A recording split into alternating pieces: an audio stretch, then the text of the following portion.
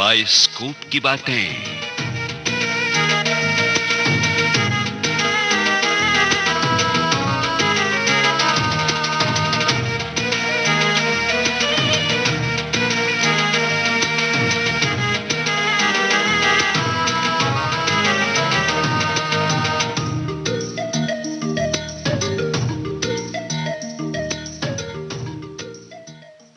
दोस्तों, हमेशा से मुंबई की चमक धमक ने सबको आकर्षित किया है।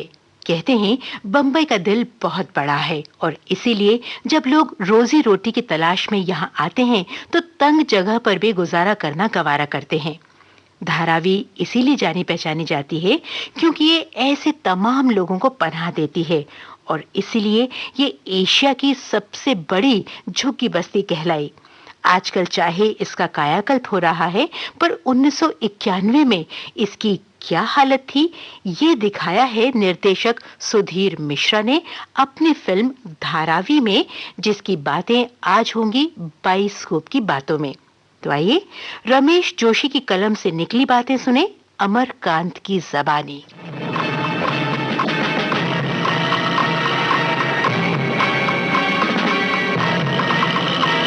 सपने सजाना और उन्हें साकार करने का प्रयत्न करना मानव का शाश्वत स्वभाव रहा है।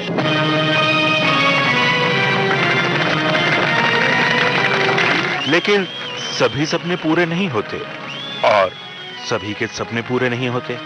अक्सर सपनों का संसार जितना सुहावना होता है, हकीकतों का संसार उतना ही डरावना होता है।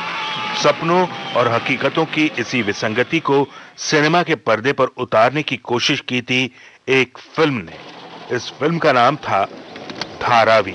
Yes sir. क्या गुरु?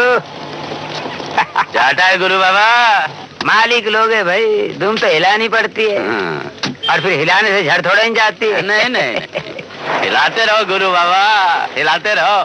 अरे सभी हिलाते हैं किसी न किसी के सामने, और फिर मुसीबत में तू थोड़ा ही हाथ रखेगा।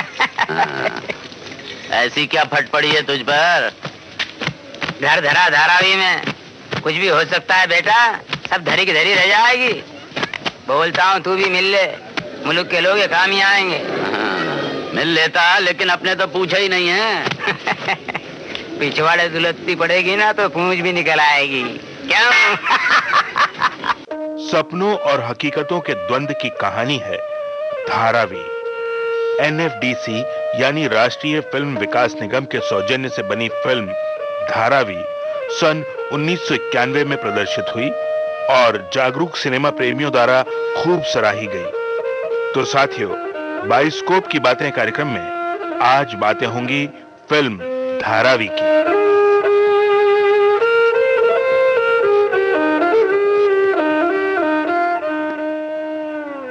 नेताजी कहाँ हो? क्या दरबार लगा रखा है? किसका उद्धार कर रहे हो सवेरे सवेरे? मैं क्या करेगा, उद्धार तो अपने आप हो गया था राजस्थानी का, उसका ऊँट हो गया कल रात। ओ, लगे रहो। इंसानों के मरने पर तो बहुत से नेता भीड़ जमा लेते हैं, लेकिन जानवरों का तू पहला होगा। कम से कम तेरे इस काले पीले डब्बे को दौड़ाने से तो अच्छा है ना। ए देख, ए जान है अपन की, ख्याल रखती अपन का क्या? तेरे जैसा ऐसा रगड़ा कुर्ता तो नहीं पहनने देती ना। अगर मेरी बहन नहीं होती ना तेरे साथ तो तेरे को बताता। चल कल्टी मार ले, चल चल। जमे रहो नेताजी। साला रेत का जानवर यहाँ समंदर पे काहे को मरने आया?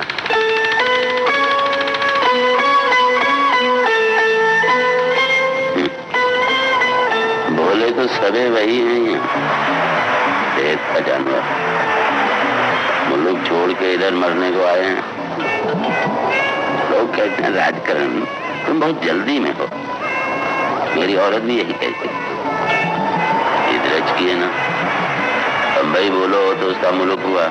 मुंबई की झोपड़पट्टियों में सांसें लेती जिंदगी की यथार्थवाद तस्वीर है धारावी। फिल्म धारावी के लेखक निर्देशक हैं सुधीर मिश्रा। ये थे कलात्मक फिल्मों के लिए जाने जाने वाले फिल्मकार सुधीर मिश्रा। लखनऊ में जन्मे सुधीर मिश्रा का बचपन सागर मध्य प्रदेश में बीता। उनके पिता सागर विश्वविद्यालय में लेक्चरर थे और उनके नाना मध्य प्रदेश के मुख्यमंत्री थे। मेरे ग्रैंडफादर 2 फिल्में बना चुके हैं, मतलब प्री इंडिपेंडेंस 47 में उन्होंने 2 फिल्में बनाई हैं। एक में लीला मिश्रा थी और नाना पालसीकर थे, जिसका नाम था ललित कुसुम, और एक और फिल्म उन्होंने बनाई थी जो फिर वो भूल गए फिल्मों के बारे में और बंबई छोड़ के चले गए और पॉलिटिक्स में चले गए और कुछ उनकी जिंदगी कुछ और ही हो गई। लेकिन हमारी फैमिली में ऐसा कोई फिल्म से कोई कनेक्शन था नहीं, और उस जमाने में कोई कलात्मक फिल्म बंबई में हो ऐसा तो कुछ था नहीं। मेरी माँ अक्सर कहती है मेरे पिताजी से कि तुम्हारी वजह से सब लोग इस पेशे में आए, क्योंकि उनको ये इनसिक्योर सा पेशा लगता है। तो मेरे फादर एक फिल्म सोसाइटी मूवमेंट चलाया करते थे। मेरे ख्याल से मेरे पिताजी की वजह से मैं फिल्मों की तरफ आया, क्योंकि उनका जो रुझान था अच्छी फिल्मों की तरफ। सुधीर मिश्रा ने सागर विश्वविद्यालय से साइकोलॉजी में एमए किया। उनका कहना है, लोगों का बिहेवियर हमेशा अट्रैक्ट करता था। एक जमाने में मैं खैर क्लिनिकल साइकोलॉजिस्ट भी बनना चाहता था, एक काउंसलर बनूंगा, इस इरादे से गया था। लोगों की मानसिकता और उसकी बारीकियां, क्लिनिकल जो एस्पेक्ट है उसका, मनोविज्ञान का, और कभी कभी जो विकृतियां आती हैं उनका स्टडी मुझे बहुत उस वक्त दिलचस्प लगता था। कुछ वो एस्पेक्ट जो मेरे काम में भी आया है, ऐसा नहीं कि वो जो पढ़ा वो सब बेकार हुआ। तो अभी भी जब अगर मुझसे लोग कहते हैं कि आपकी फिल्म में कैरेक्टराइजेशन अच्छा होता है, तो मेरे ख्याल से वो मेरा मनोविज्ञान का जो बैकग्राउंड है उसकी वजह से है। उसमें जिस तरह का पेस होता है, धारावी में भी या ये वो मंजिल तो नहीं में, मैं जिंदा हूँ में, वो थोड़ा व्यावसायिक मानते थे उस जमाने के जो क्रिटिक थे। और आज कमर्शियल फिल्में जब मैं बना रहा हूँ तो मुझे ज़्यादा कोई एडजस्टमेंट करने की ज़रूरत नहीं पड़ रही है। सिर्फ ये है कि अब एक पॉपुलर सिनेमा का फॉर्मेट है तो उसमें गाने होते हैं, उसमें एक, देखिए क्या है, मैं अब अपने आप को एक इस तरह से देखता हूँ कि मैं वो एक बुढ़ा हूँ, पेड़ के नीचे कहानियाँ सुनाता है। तो मैं अलग अलग तरह की कहानियाँ सुनाऊँगा, और अलग अलग तरीके की जब आप कहानियाँ सुनाते हैं तो अलग अलग कहानियों का अलग अलग अंदाज होता है। तो कोई कहानी एक अंदाज में सुनाई जा सकती है, दूसरी कहानी दूसरे अंदाज में सुनाई जा सकती है। सुधीर मिश्रा द्वारा निर्देशित फिल्म धारावी के कलाकार हैं माधुरी दीक्षित। तुम मेरे पास होते हुए भी कहीं और होते हो, तुम्हें तो मेरी फिक्र ही नहीं है। ओम पुरी। सफल होए का एक ही राज है बबुआ, लगे रहो, तभी तो लहर आएगी। शबाना आजमी। ऐसे का को देखता है, मैं है ना, तेरे को देखने को आई, नहीं पसंद तो जाती मैं। रघुवीर यादव। इतने दिन काम किया है, पूरे 25,000 रुपए लगाए हैं मैंने, साथ साथ काम शुरू किया है। उसके बाप का राज है कि जब मर्जी आए खत्म। चंदू पारखी। उनका बैंक है। राजकरण अपने मुल्क का है, यादव है, टैक्सी चलाता है खुद की। वीरेंद्र सक्सेना। मर गया वो क्या बोलेगा, पन बोलता था इसलिए मर गया। बच्चे को मालूम है कि सब साला भाई लोगों का काम है। सब तेरे जैसे चुप रहे तो एक एक को काट के खा जाएंगे साले। लेकिन मैं भी अकेला नहीं है, मेरे साथ भी लोग हैं, हमारी भी जगह है ये। सब लोगों को साथ लेकर के जाएगा मैं। फिल्म धारावी के साथी कलाकार हैं अखिलेंद्र मिश्रा, प्रमोद बाला, सतीश खोपकर, शक्ति सिंह, मास्टर राजू बर्नाड, राजेंद्र सिंह और मुश्ताक खान। अब भी हफ्ता पहला बहुत देर बैठा वो इधर ही, आधा घंटा बात करता रहा और फिर चुप हो गया। मैं बोला क्या हो गया? क्या बोला वो? बोला भाऊ अपन जैसा लोग का टाइम नहीं है। सच बोला वो, बहुत अच्छा छोकरा था। नहीं तेरे को याद है अपन की शादी के टाइम कितना छोटा सा था वो, कैसा नाचा था धम धम। पर जब विदाई का टाइम आया तो बस कितना रोया चिपक के मेरे को, कितना नाटक किया, याद है ना? हाँ हाँ याद है। और जब तू राजकरण के साथ भाग गई थी तब कितना नाटक किया वो भी याद है। ये राजकरण वो तिवारी भाई लोग से पैसे लिए ला ना? काय को? नहीं कुछ नहीं, लोग बोलते कि जासकर के मर्डर में वही लोग का हाथ। निम्न मध्यम वर्गीय आदमी की हसरतों, कुंठाओं और जद्दोजहद की दास्तान है धारावी। धारावी शब्द का अर्थ है क्विक सैंड, यानी रेत या बालू। रेगिस्तान में दूर से चमकती बालू पानी की झील का सा भ्रम देती है, लेकिन पास जाने पर पता चलता है कि वहां पानी नहीं, केवल तपती रेत है। रेत जो रेगिस्तान की हकीकत है। लेखक निर्देशक सुधीर मिश्रा ने रेत को प्रतीक बनाकर इंसानी सपनों और हसरतों पर कटाक्ष करने की कोशिश की है। धारावी मुंबई के एक झोपड़पट्टी क्षेत्र का नाम भी है। मुंबई महानगर के बीचों बीच मीलों के दायरे में बसा धारावी भारत का ही नहीं बल्कि एशिया महाद्वीप का सबसे बड़ा स्लम यानी झोपड़पट्टी क्षेत्र है। फिल्म धारावी की पृष्ठभूमि में यही धारावी का झोपड़पट्टी क्षेत्र है। फिल्म के सभी किरदार धारावी के हैं और इसका वातावरण भी धारावी का ही है। दरवाजा खोलो। हीरो जा जा, और समझने लगा क्या आपने को? मेरा कुछ नहीं होने का लाइफ में, जा। क्या मुंह बोला के क्यों कदा हो रहेगा? नहीं आता तो किधर जाता?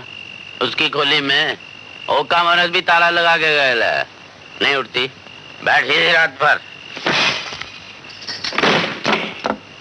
फिल्म धारावी का नायक है राजकरण यादव। राजकरण एक टैक्सी ड्राइवर है, खुद की टैक्सी चलाता है और अब एक छोटी सी फैक्ट्री डालने की भी सोच रहा है। राजकरण के दिल में कुछ मीठे सपने पलते हैं। इनमें एक सपना है माधुरी दीक्षित का। माधुरी उसके ख्वाबों की मलिका है। वो उसकी प्रेयसी ही नहीं, दोस्त और हमराज भी है। अपने दिल की कोई भी बात राजकरण माधुरी दीक्षित से नहीं छुपाता। तुम्हारी फैक्ट्री का क्या हुआ? होना क्या है, तीनों पार्टनर कंगले हैं। मैंने भी बोल दिया पैसा टेबल पर रखो, नहीं तो और लोग भी अपन के पास। मैं हूं ना, मेरे होते हुए तुम्हें और किसी की क्या जरूरत? तू है तो मैं हूं, तू नहीं तो मैं नहीं। और मैं हमेशा तुम्हारी रहूंगी। Rajkaran, I love you.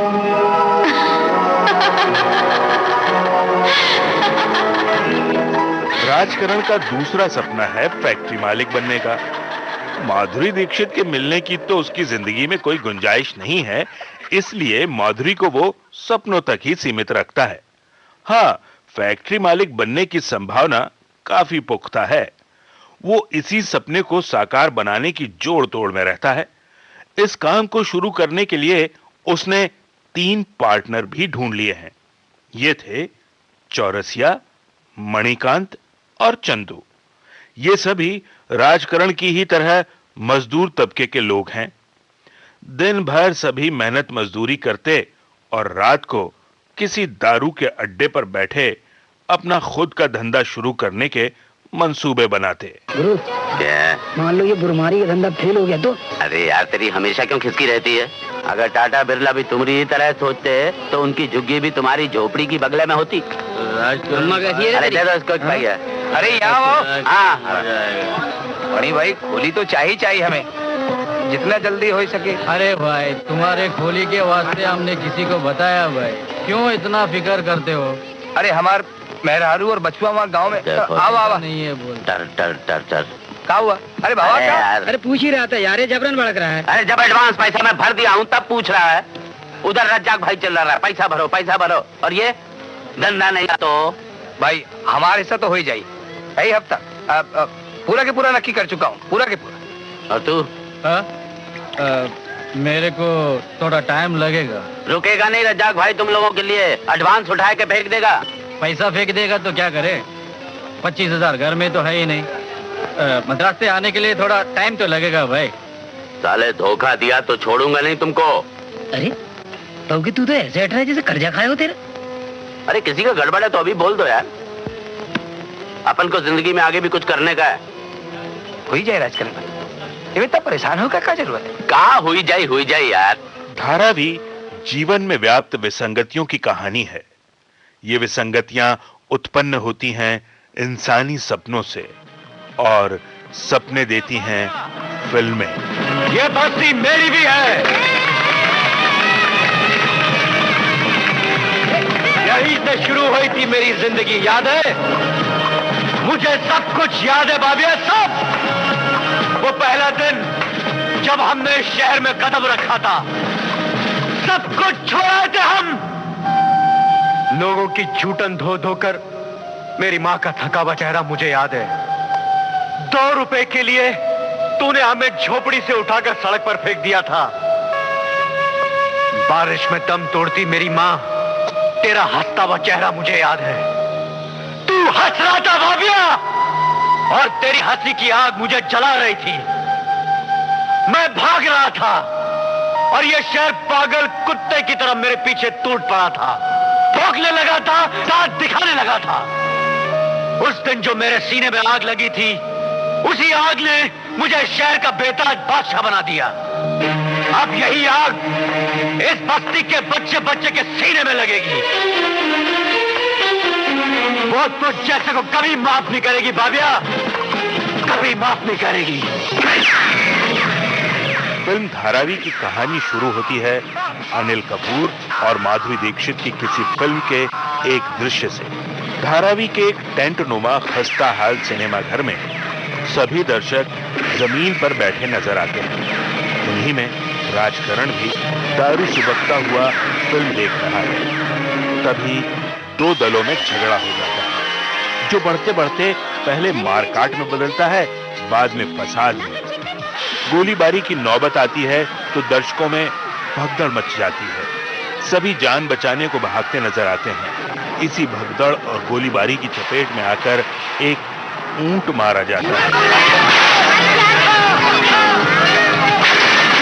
ये है धारावी की जिंदगी, जहां मौज मेले और हादसे कदम मिलाकर चलते हैं। आए दिन दंगे और फसाद होते हैं। जनता जान बचाने की जद्दोजहद में बदहवास भागती नजर आती है। फिर सब शांत हो जाता है। अगले दिन लोग पिछले दिन के हादसों को भूलकर अपने काम पर यूं निकल जाते हैं जैसे कहीं कुछ हुआ ही नहीं। राजकरण भी ऐसा ही करता है। अभी खुद का धंधा करने जा रहा है। आदमी को खुद भी कुछ करना मांगता है साहब। नहीं, गलत बोला साहब। राजकरण के घर में उसकी पत्नी है कुसुम, एक बच्चा भी है। कुसुम राजकरण के फैक्ट्री मालिक बनने के सपने को सच बनाने में अपना पूरा सहयोग दे रही है। वो एक कंपनी में काम करने जाया करती है। तेरे मर्द ने पैसा भरा क्या था फैक्ट्री का? इतना आसान थोड़ी है। अभी तो कुछ ही पैसा डाला है वो। 10,000 का पगार में से कटवा के मैं डाली हूँ, पर उसके पार्टनर लोग का मेरे को नहीं मालूम है। तेरा भाई जांच कर आया था हम लोग की खोली में, बोला तुम सब लोग मिलकर अपना राशन कार्ड दे दोगे ना तो म्यूनिसिपालिटी से पानी मिल जाएगा अपन लोग को। 7 साल से वो ही बात कर रहा है। पानी मिला अब तक नहीं? पर पक्का राशन कार्ड कितने जनों के पास है? अरे दादा लोग पैसा लेता अपन पानी तो देता है ना। मगर चाचर बोला ये जो नया वार्ड ऑफिसर है ना बहुत कड़क है, अपन को मिलना से पानी नहीं लेने देगा। और देखे ऐसे वार्ड ऑफिसर, हाँ दादा लोग पैसा रखेगा ना हाथ में तो मुंह बंद। ये क्या हो रहा है? काम करो चलो। राजकरण की माँ गांव से मुंबई आई तो राजकरण बड़े उत्साह से उसे लेने स्टेशन पहुंचा। रास्ते भर वो माँ को अपनी गगनचुंबी योजनाओं की तस्वीर दिखाता आया। वहाँ गोल चक्कर से दाहिने मुड़े और धारा भी देख लो अम्मा, वो नारंगी हरा कपड़ा टंगा है ना, वो फैक्ट्री खरीद रहे हैं हम। फिर ना कहियो कछु बतावत नहीं हो हमका। और का 10 बरस का पोता हुईगा हमार, मुला बहुरिया का बहन तक मुंह नहीं देखा। अरे अम्मा, ये बम्बई की भागा दौड़ी में हम नहीं जान पाए राजन में कब 10 बरस का हुईगा वहाँ। रजाक भाई, रजाक भाई, मैं अभी आता हूँ। क्या हुआ? ये काले कुर्ते वाला है ना, ये है मालिक। पूरा पैसा नहीं दिया ना, ये बंदे गला फाड़ रहा। घर आकर माँ ने पहली बार अपनी बहू और पोते को देखा, साथ ही राजकरण के साले चास्कर को भी। आओ चास्कर, अम्मा ये चंद्रकांत है, कुमुद का भाई। अच्छा, नमस्ते माँ जी। काय झालं? तू बाहर देख कोई होते नहीं। आप कब आई माँ जी? अब वहीं आई हन बेटा। क्या बात है, बहुत जोरन से हाँफ रहे हो? कोई नहीं। नहीं, कुछ नहीं। अरे अम्मा, ये समाज सेवक हैं, उमा भागा दौड़ी बहुत होता है। अरे चास्कर, क्या नेतागिरी करता रहता है तू? यार 100 बार बोला तेरे को छोड़ना ही है सब। तो छोड़ना। जा साला, मरेगा एक दिन। ये देख तेरे लिए। दादी और क्या लिए मेरे लिए? ए बस रे शाने, सब तेरे लिए लाई है। ये तेरी अम्मा नहीं, मेरी है। कुसुम राजकरण की बीवी है, मगर वो राजकरण की नहीं, किसी और की ब्याहता थी और राजकरण के साथ भाग आई थी।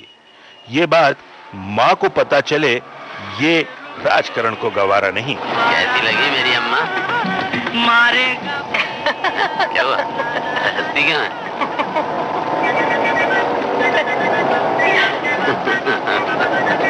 ऐसे पूछा जैसे कोई पिक्चर हो। मेरी अम्मा अच्छी है।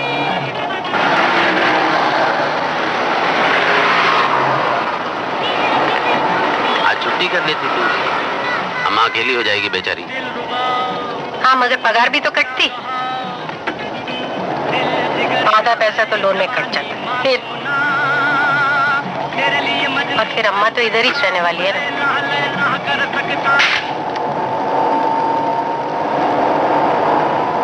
देख, अपने पहले मर्द के बारे में कुछ मत बोलना उसको।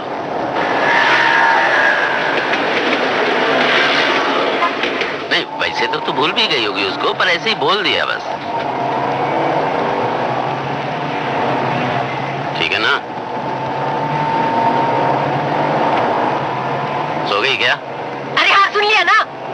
साली चिल्लाती कहाँ को है? जब से फैक्ट्री डालने का विचार पुख्ता हुआ, तभी से राजकरण खुद को बड़ा आदमी समझने लगा था।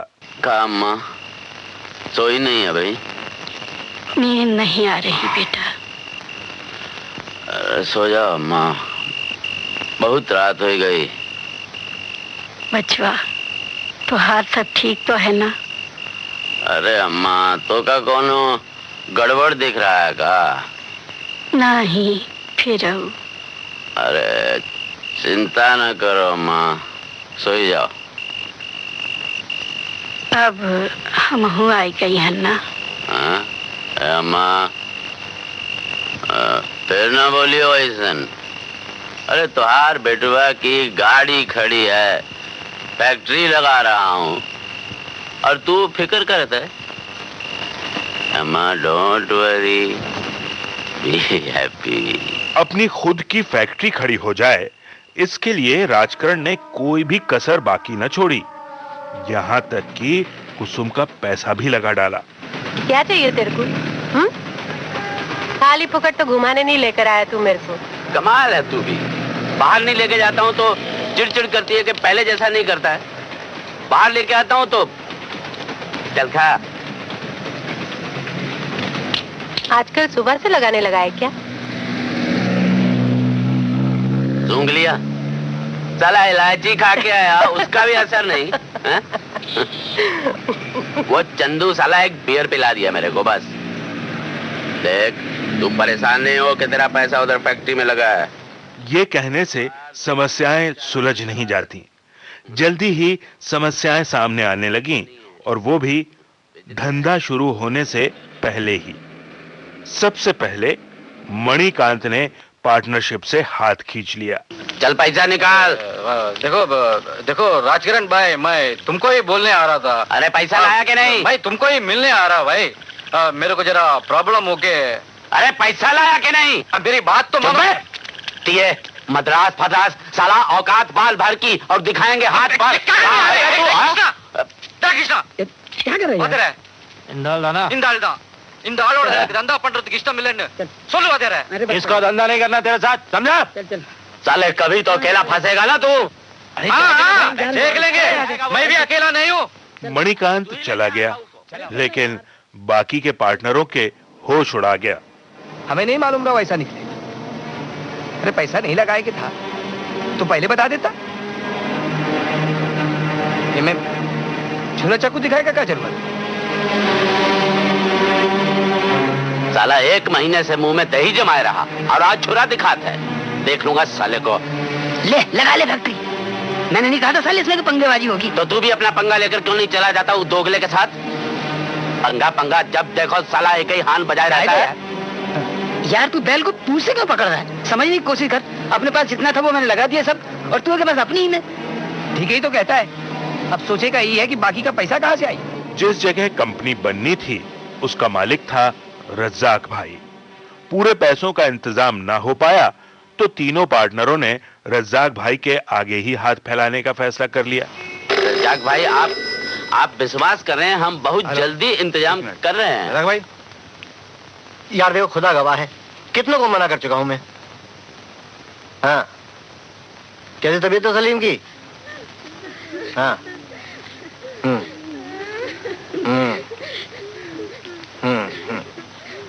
अरे भाई बोलो।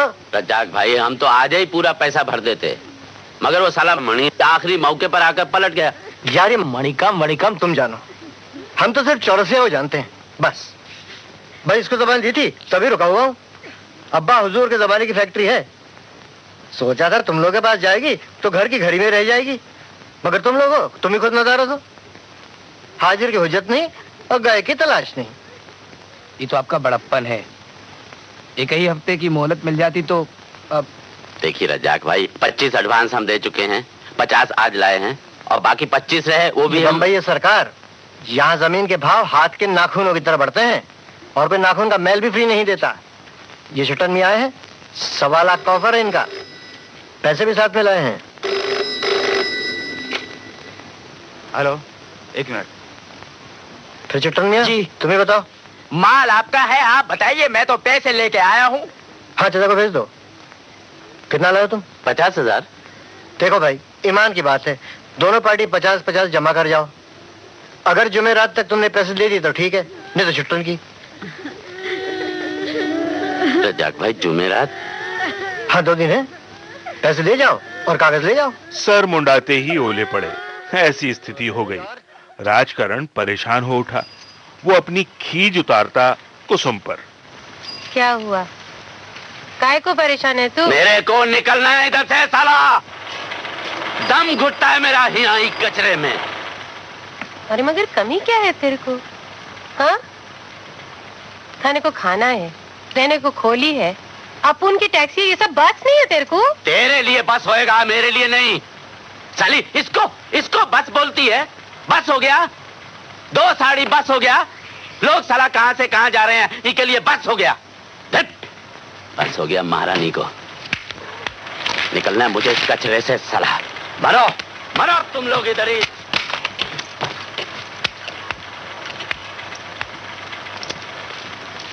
क्या हुआ? कुछ नहीं हुआ अम्मा, तू जा सो जा। अरे कैसे सो जाई जाके, बोलो ना क्या हुआ? अरे ये तो रोज की बात है, तू माथा मत खराब कर अपना। क्या राजकरण के साथ कुछ गड़बड़ हुई गई? झगड़ा हुआ है मेरे साथ, पर झगड़ा नहीं होता क्या औरत और मर्द के बीच? राजकरण की बौखलाहट का निशाना केवल कुसुम ही नहीं बन रही थी, कभी कभी तो राजकरण की टैक्सी में बैठा पैसेंजर भी बन जाता था। क्या हुआ भाई? नीचे उतर जाइए। क्यों? अरे नीचे उतर जाओ, भेजा खराब हुईगा हमार। राजकरण के एक पुराने दोस्त परेशान ने राजकरण की परेशानी को समझा और उसे ले गया तिवारी दादा के पास। परेशान तू बैठा, हम आवाज है। कान था सरकार, वो राजकरण। हाँ तो कौन आपत आ गई जो आज यहाँ दर्शन दिए? दादा वो रज्जाक मियाँ की फैक्ट्री ले रहे हैं ना, वो तो कितना भरेगा? बाकी तो हुईगा बाब 30,000। क्यों? हाँ 30,000 हो जाएगा ना सरकार, अपनी इज्जत का सवाल। तो हरी अम्मा सही नाम रखिस रहा तो हर परेशान, जो तेरे चक्कर में आवा वही परेशान। खैर कुछ होए भाई, बिरादरी के आदमी का काम न होए तो बेकार। क्या बोला था तेरे को? सरकार का दिल दरिया है। अरे जाए देव भाई, ज्यादा चुपड़ा चुपड़ी ना करा, जा जल्दी लौटाए देव दादा सरकार। अरे सुनो जी। तू चास्कर तुम्हारा साला है ना? जी। तनी समझाओ उसको। अरे भाई तुम तो इतना समझदार आदमी है और वो जाने काका बकता फिरता है दुनिया भर में। मैं बोल दूंगा दादा। रुपया पाते ही राजकरण की बाछें खिल गईं। चिर प्रतीक्षित सपना साकार हुआ, अब वो फैक्ट्री का मालिक बन गया था। देख ले अच्छे से, मालकिन बन गई है तू। अम्मा, सेठानी बहू, ABCD FG लिख ले पंडित जी। पैसा भर दिया क्या पूरा? और नहीं तो क्या, कागज ऐसे ही दे देता कोई। रजाक का पूरा हिसाब बराबर कर दिया। बड़ा पिटिर पिटिर कर रहा था। चासकर, कोई नौकरी वोकरी चाहिए तो बोल। पहले ये आवारागर्दी बंद कर और थोड़ा पैसा कमा ले। बोल रहा हूँ तेरे को, कम से कम अच्छा झब्बा पजामा तो पहन सकेगा ना। तू दस्खत कर दे, दस्खत चुपचाप ले बबुआ, ये वह फैक्ट्री है जो हमका दिखाए रहा वही नहीं। अम्मा फैक्ट्री हुआ है, मालिक बदल गवा। अरे तू दस्खत कर, कल भेजना है इसे। अरे यार चासकर, काहे को तू यार ये सब पटीशन वटीशन के लफड़े में पड़ता है, छोड़ना। राजकरण बेहद खुश था। उधार लेकर ही सही अपनी फैक्ट्री तो शुरू कर पाया था वो। उस दिन बड़ी देर तक वो अपने ख्यालों में माधुरी दीक्षित से बातें करता रहा। कौन नहीं उठाता पैसा उधार इस शहर में? हाँ, सभी लेते हैं। लेना ही पड़ता है। टाटा को, अंबानी को, राजकरण को। साला जब हम लेते हैं तो बोलते हैं उधारी का खाता है। छोड़ो ना, तुम क्यों उनके बारे में सोचते हो? तुम्हारे लिए मैं सब कुछ छोड़ सकता हूँ, सब कुछ। तुम तो मेरी हो ना? हाँ, सिर्फ तुम्हारी। फैक्ट्री का काम शुरू हो गया। धड़ल्ले से रंगाई का काम भी होने लगा, मगर धीरे धीरे तीनों पार्टनरों के बीच से विश्वास का रंग उड़ने लगा और झगड़े होने लगे। अरे जाए दो राजकरण भैया, रहे दो। अरे नहीं चौरसिया, कैसे जानते हैं? साला सेठ समझने लगा अपने आप को।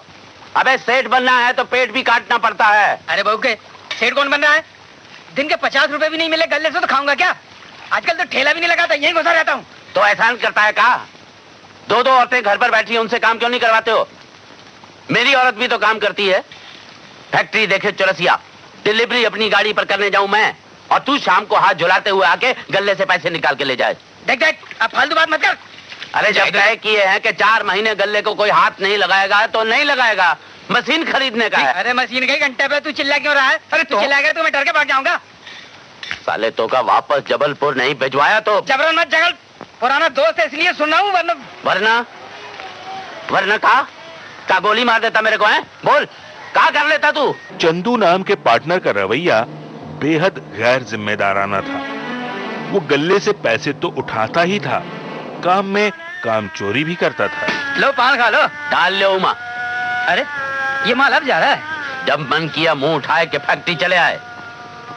बहुत हो गई तेरी लफंडरबाजी। क्या बात है यार, क्या छौंक रहे हो सवेरे सवेरे? दादर वालों का माल क्यों नहीं पहुंचाया अभी तक? अरे तो पहुंच जाएगा, उसमें क्या है? संडे को जा रहा है सही। हाँ, संडे को पेटीकोट धोए का होता है ना बीवियों के। तो बहू के चिल्ला माल निकालना यार अंतर से। तू क्या पकड़ रहा है? मुफ्त का खावे की लत पड़ गई है तेरे को। फालतू बात मत करियो। कौन खाता है फोकट की? तू खाता साला हरामखोर। तीयों को रास्ता का दिखा दिया, सर पर ही चढ़ गए। 200 की पगार पर 2 आदमी रख लेता तो तुमसे 6 गुना ज्यादा कमा कर देते। अरे रह दे चंदू भाई। अरे छोड़ यार, नियत बिगड़ गई इस साले की। जब 25,000 चाहिए थे तब नहीं मिल गए तुझे 200 की पगार वाले। जवाब दे। अच्छा साले, नहीं तो गाड़ी चढ़ाए दूंगा ऊपर। अबे हट कैसे जाऊं? खलने लगे हैं तुझे हम लोग। रुक आए। ये मत समझना कि तेरे बाप की फैक्ट्री है। हाँ, साले आधा पैसा लगाया तो आधा लेता भी है। साले पूरे का मालिक मत बन जा तू। देख रहे थे? तभी सरकार ने एक गाज गिराकर सब कुछ ध्वस्त कर दिया। धारावी में बिना लाइसेंस चलाया जा रहा रंगाई का कारखाना सरकार की आंखों में आ गया था। पुलिस ने उसे अवैध करार कर ढहाना शुरू कर दिया। अब छोड़ यार, जो हो गया सो हो गया। पछताने से क्या फायदा? जिंदगी में तो ये सब होता ही रहता है, लेकिन आदमी को हिम्मत नहीं हारनी चाहिए। एक बार हिम्मत हारी गुरु तो गया काम से। अब अपन को देखो, जब से जबलपुर से आया अपना तो एक ही सिद्धांत रहा भाई, वही मैं तुम्हें समझाता रहा कि आदमी की जितनी चादर है उतनी ही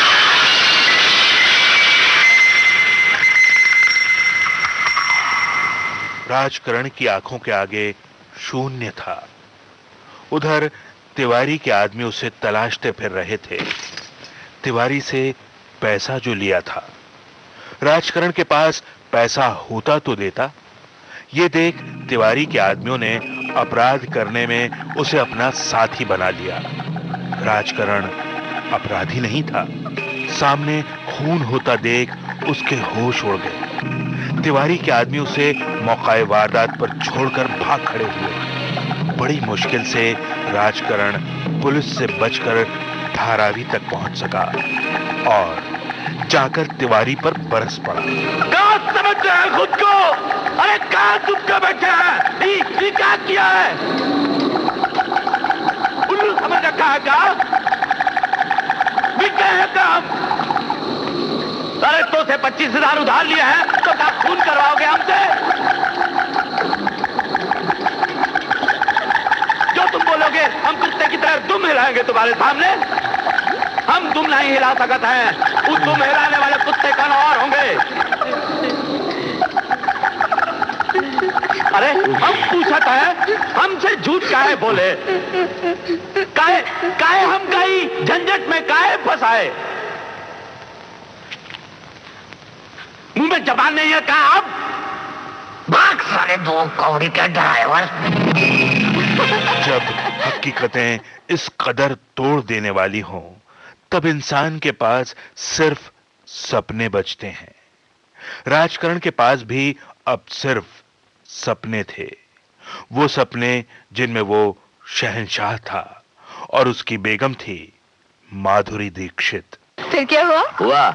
मैंने हाथ पकड़ लिया साले का। मैंने कहा है बेवकूफ, पिस्तौल नहीं चलाना। ये उम्र तमंचों से खेलने की नहीं है। ज्यादा खुजली हो रही हो तो जा पानी वाली बंदूक ले आए। उसके तो होश उड़ गए होंगे। हवा सरक गई साले की। और वो छोटा वाला भाई? वो मुन्ना साला उसको तो पहले ही बोल दिया मैंने कहा है गाड़ी से नीचे पैर रखा तो टांगे काट कर हाथ में दे दूंगा। नजर नहीं उड़ाई साले ने। कितना मजा आया होगा। सिट्टी पिट्टी गुम हो गई होगी उनकी। सिट्टी पिट्टी गुम हो गई, घिग्गी बंद गई ससुरे की। मैंने कहा हाथ तो लगा कर देख किसी को मेरे रहते। फालतू में किसी को नहीं मारने का है। और मान गए वो लोग? अरे गाड़ी के बाहर झांका तक नहीं। आंख उठाकर देखता तो आंख निकाल देता ससुरे की। और वो बड़ा वाला, उसे भी देना था एक हाथ। हाथ उठाया तो था, छोड़ दिया। उम्र का लिहाज है ना बेटा। ये हाथ पड़ जाता ना, टाइम भूल जाता वो गंजा। का है बिजनेस में चुप रहना पड़ता है। तेरा बाप सहंसा है ना इस शहर का, सहंसा है। सपनों से खुद को बहलाया तो जा सकता है, मगर जिंदगी की वास्तविकताओं को बदला नहीं जा सकता। राजकरण की जिंदगी खतरों में घिर चुकी थी। तिवारी को गाली देना बहुत भारी पड़ा। एक रात तिवारी के गुंडों ने राजकरण के घर पर हमला कर दिया।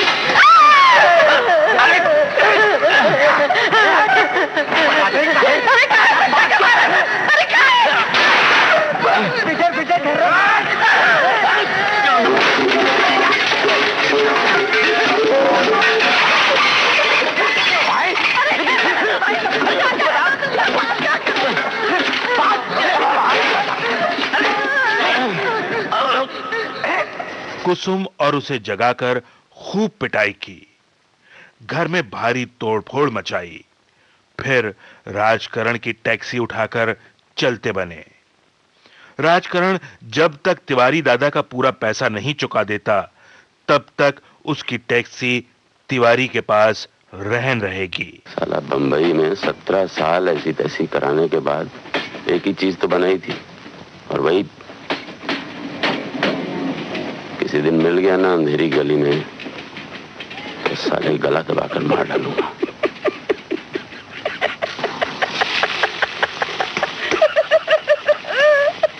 गई टैक्सी साले की। एक तो बेचारे की टैक्सी गई, ससुर हसत काय को है? अबे बहू के हंसू जा रोक तुझे का, तू तो राजकरण में घुस जा जाके। ए, तू राजकरण का नाम नहीं लेना, ऐसे ही बहुत परेशान है। कितना पैसा हुआ रे? इसे छोड़ कहाँ जाएगा? देख, राजकरण धोखा दिया होएगा। अच्छा नहीं करता, चल बैठ। हम तो ये धोखा नहीं दिए। अच्छा तेरी बात करता हूँ, बैठ जा। जब देखो राजकरण राजकरण। अच्छा तेरी बात करूँ तेरी बात करा ना। एक बात बता कि भगवान है कि नहीं है? है। ई में लॉटरी। अबे बहू के ये राजकरण को मत दिखाना, नहीं तो 25,000 और ले लेगा। खुद की टैक्सी गई तो राजकरण को दूसरों की टैक्सी चलाकर गुजारा करने पर मजबूर होना पड़ा। सभी कुछ खत्म हो गया। ऐसे में एक कमजोर इंसान जो करता है वही राजकरण ने भी किया। क्या हुआ? कुछ नहीं, जरा चेक करता हूँ, 1 मिनट।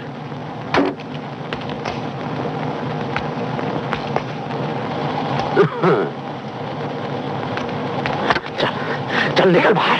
अरे अरे बाहर निकल। छोड़, छोड़, अरे छोड़ मुझे। क्या कर रहा? छोड़, मैं कहता हूँ। छोड़ नहीं तुम।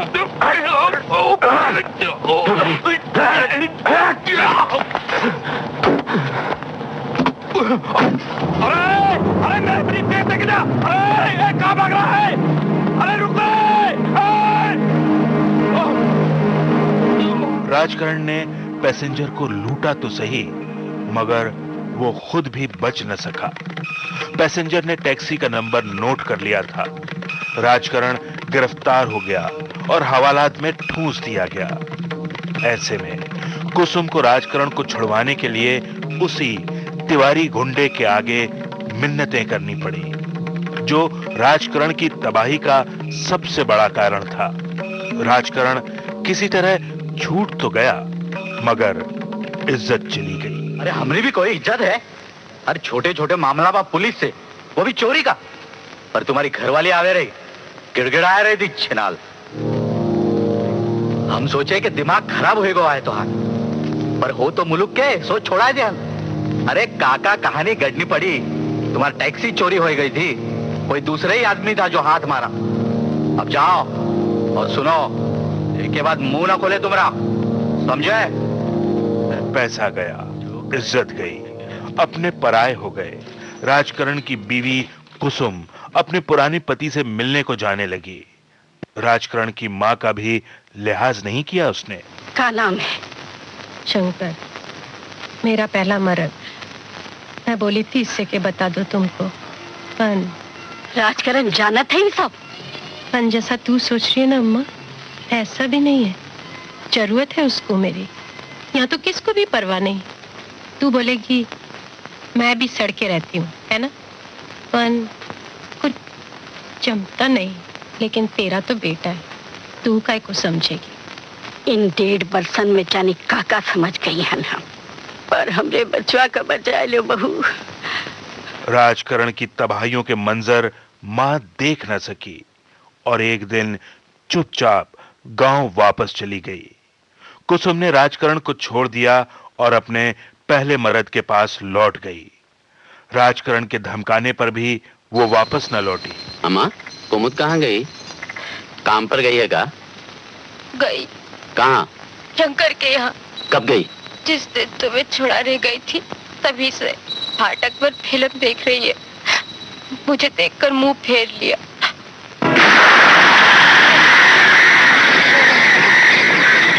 कहाँ जा रही है? चल घर।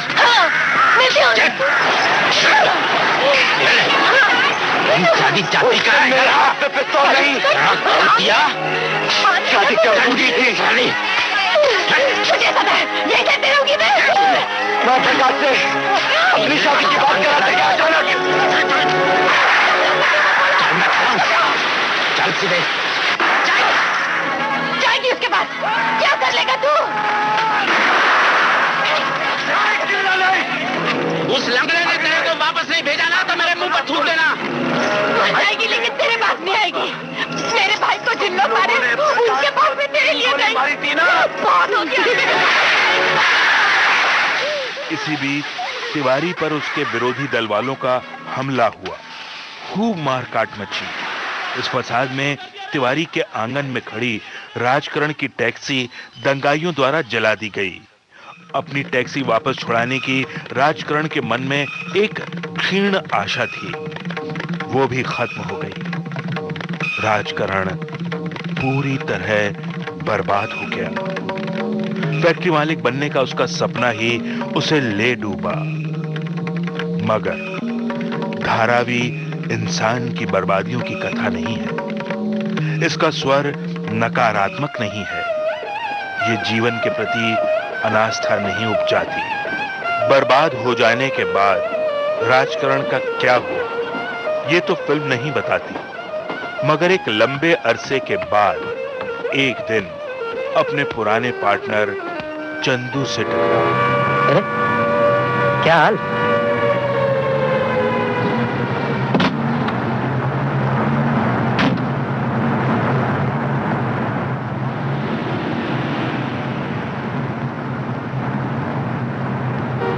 और तेरा क्या चल रहा है? चल रहा है। गड़बड़ तो हुई गवा, ड्राइवरी कर रहे हैं और का।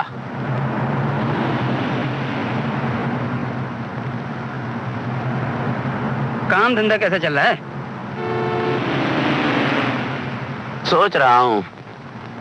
क्या सोच रहा है? जाने देना। क्या चल रहा है? क्या यार, आखिर कुछ तो बता। ठीक है यार, तेरे को क्या। अरे बता तो, मुझे बताने में क्या है?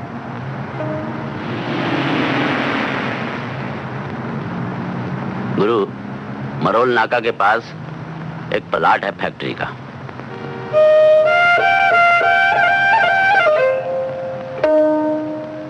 गजब क्या गुरु।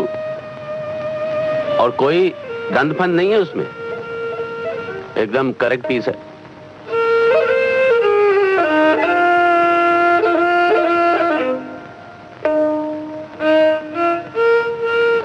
और साला वापस वही डाई फैक्ट्री का धंधा शुरू करने का है।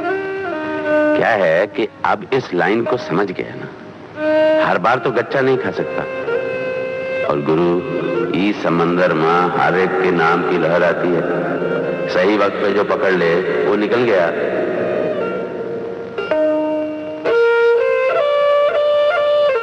भगवान बुद्ध ने कहा है, तृष्णा कभी नहीं मरती। ये बार बार जीवित हो उठती है और इंसान को झूठी आशाओं की दौड़ में दौड़ाने लगती है। आध्यात्मिक अर्थों में ये दौड़ भले ही सारहीन हो, मगर व्यवहारिक अर्थों में यह अत्यंत सारवान है, क्योंकि ये संघर्ष के प्रति आस्था जगाती है और जीवन को आशा से परिपूर्ण बनाती है। परेशान भाई, बुरा न मानो तो एक बात कहें। पूछो। आप तो जानते ही हो कि राजकरण एकदम गरम खोपड़ी का आदमी है। जाकर चिल्ला दिया तो मैं ओका टैक्सी छीने का क्या जरूरत रहा। गाड़ी रोको, उतरो नीचे। हाँ, नीचे उतरो। चलाओ गाड़ी, भगाओ गाड़ी, भगाओ। अब भागो पीछे और भागो, भगाओ गाड़ी, भगाओ और भगाओ गाड़ी। भागो जोर से, भागो और भागो जोर से। चलाओ तेज चलाओ गाड़ी, भागो। जोर से भाग और भाग, भाग और भाग, तेज भाग। चलाओ ऊपर, आ जाओ, चलाओ गाड़ी। अब एक बात बताओ, तुम गाड़ी के पीछे कुत्ते की तरह क्यों भाग रहे थे? मैं बताता हूँ, क्योंकि तुम्हारी ऐसी की तैसी हो चुकी है। तुम्हें नौकरी चाहिए। ये हालत तो सिरों की होनी चाहिए, तब जाकर के वहां नहीं चिल्लाएगा वो। खैर जाने दे यार।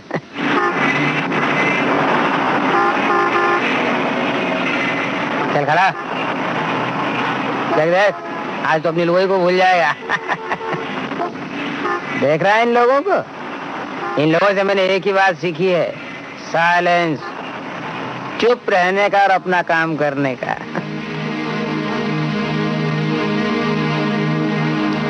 प्रफुल्ल भाई, ये मेरे ही मुल्क का है। इसके पास खुद की टैक्सी थी। अच्छा, अब कोई प्रॉब्लम आ गई है। घबराने की कोई बात नहीं, मैं है ना। अच्छा ठीक है, डबल शिफ्ट के 200 रुपए लूंगा। अरे शेख, मेरा बात सुन।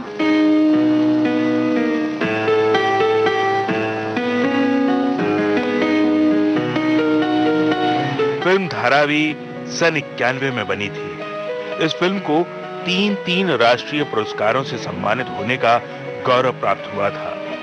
पहला पुरस्कार best Hindi film of the year के तौर पर मिला था। दूसरा पुरस्कार बेस्ट एडिटेड फिल्म के तौर पर मिला और तीसरा पुरस्कार मिला बेस्ट म्यूजिक के लिए। हालांकि फिल्म में एक भी गीत नहीं था।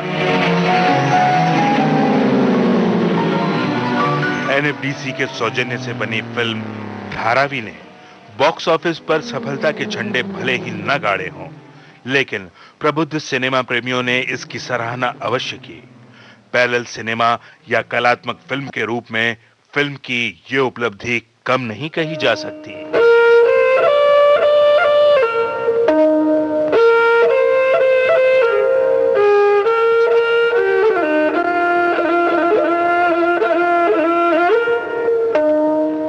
धारावी, जो कहने को तो महज एक बड़े झोपड़पट्टी क्षेत्र का नाम है,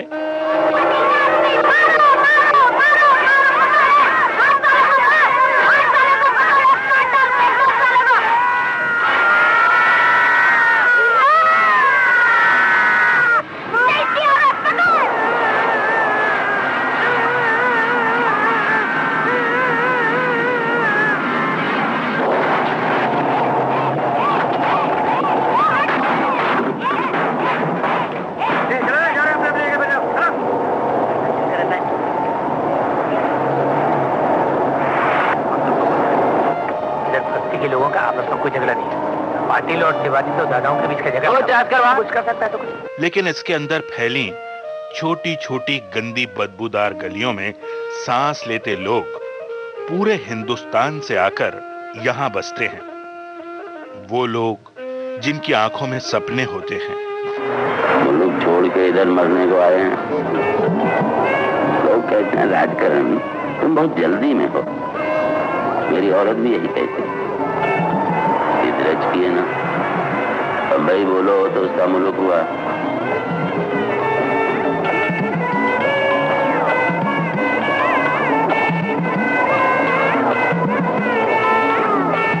अरे जल्दी ना करें तो क्या बैठे रहें, मुल्क गांव चले जाएं।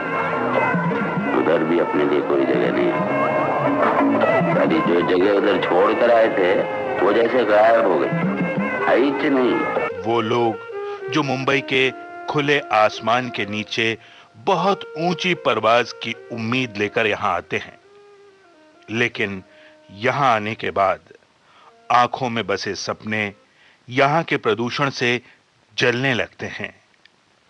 खुले आसमान की चाहत बंद अंधेरी कोठरियों में सिसकने लगती है। तेरे को निकलना है इधर से साला, दम घुटता है मेरा ही कचरे में। साली इसको बस बोलती है। बस हो गया, 2 साड़ी बस हो गया।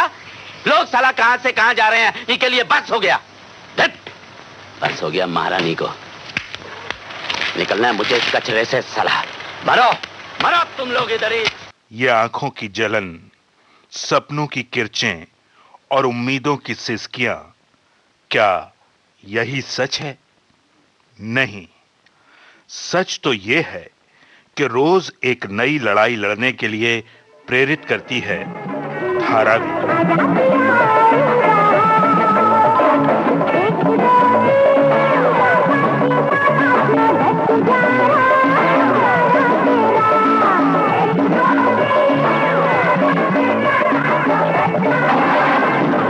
मेहरबान जाना है।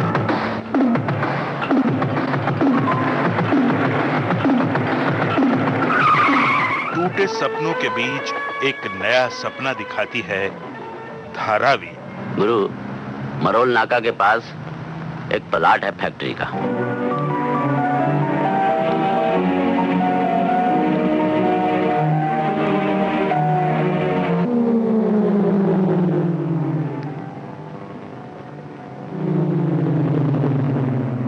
NFDC के सहयोग से ये थी निर्देशक सुधीर मिश्रा की धारावी। बहुत मन से बनाई हुई फिल्म है, एक तरह से एक जिंदगी जो हमने बिताई थी बंबई में उसका वो चित्रण है। हम अपने आप को देख रहे थे कुछ बंबई में, जब लोग आते हैं बाहर से तो जिस तरह से बंबई को देखते हैं वो एक उसको एक पैसे कमाने का जरिया मानते हैं महज, और उस शहर के साथ कुछ गलत बर्ताव करते हैं। एक तरफ तो वो मुख्य पात्र जो ओमपुरी निभा रहे थे वो एक उसका नजरिया ये था, दूसरी तरफ शबाना आजमी का जो पात्र था वो जो बंबई जिसका गांव है, तो एक दुविधा में दोनों लोग हैं, एक तरह की कश्मकश में, एक कॉन्फ्लिक्ट में। तो उसके जरिए एक इमिग्रेंट की जिंदगी, एक जो बाहर से आया होता है आदमी बंबई में, उसकी जो व्यथा है उसका चित्रण था एक तरह से। 3 अवार्ड मिले थे कुल मिलाकर धारावी को, best Hindi film, best editor और best music director Ajay Dholakia को मिला।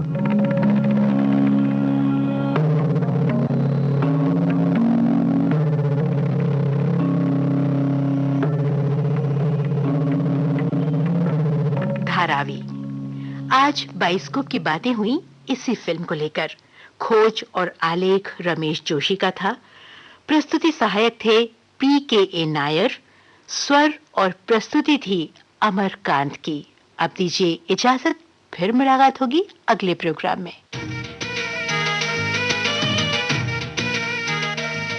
बाइस्कोप की बातें।